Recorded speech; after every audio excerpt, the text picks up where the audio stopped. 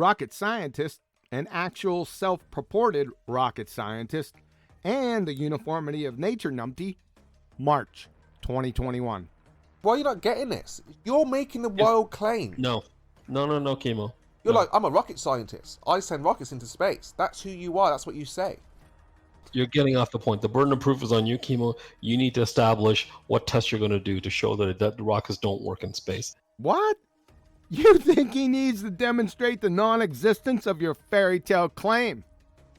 We got two fallacies here, folks. Proving non-existence and shifting the burden of proof. From logicallyfallacious.com, proving non-existence. Description: demanding that one proves the non-existence of something in place of providing adequate evidence for the existence of that something. From cuny.edu. So the burden of proof rests with the person making a claim, a positive claim. It is shifting the burden of proof for the person making the positive claim to insist that those who deny the positive claim have the burden to prove that the positive claim is false. I am not accepting your line of logic because it's bullshit.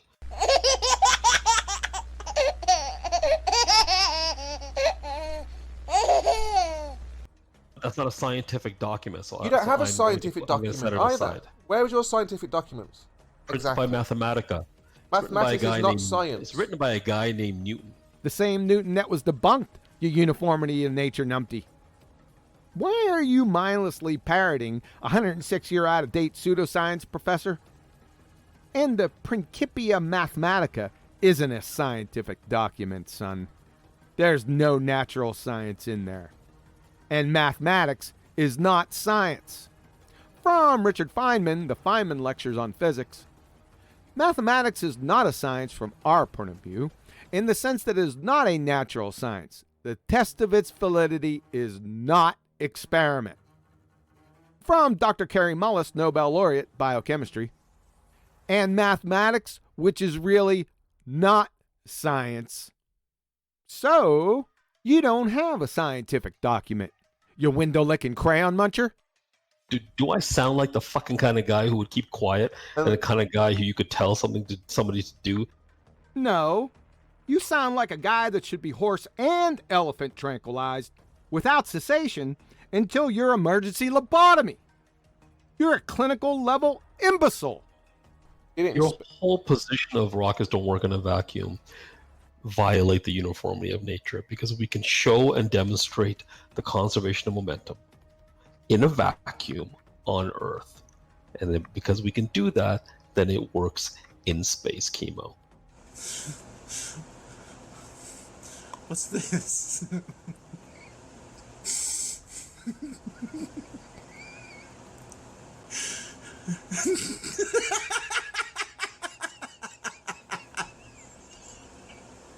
Number 1. Non sequitur fallacy. Holding a position of non-existence when the existence of something hasn't been demonstrated is logically sound. It doesn't violate anything. Least of which your second non sequitur fallacy, the uniformity of nature train wreck, which you've just violated along with Boyle's law, Charles' law, Gay-Lussac's law, Avogadro's law, parts of Dalton's law, and the second law of thermodynamics, with your rockets working in a fairy tale vacuum dumpster fire. You ever heard the phrase, nature abhors a vacuum, by chance? You're an imbecile. Number 2. The third non sequitur fallacy in the same sentence, which has to be some kind of record. How in the flying Fukuyama can the uniformity of nature be violated by showing the conservation of momentum in a man-made vacuum? Por favor? Also, the conservation of momentum? Of what? And which type of momentum is being conserved here? You're just talking out your dumb ass. Do we have a talking out your ass translator in the audience, please? Number 3, claiming that rockets work in a man-made vacuum on Earth, which they don't, by the way. Therefore, rockets work in a fairy tale outer space vacuum is belly-laughing fallacious, circular reasoning, and false comparison fallacy.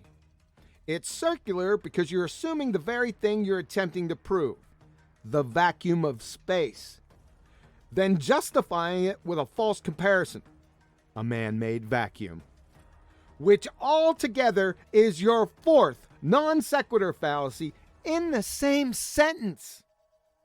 Somebody call Guinness. That's a friggin' record. We'll title it Numpty of the Millennium. By the way.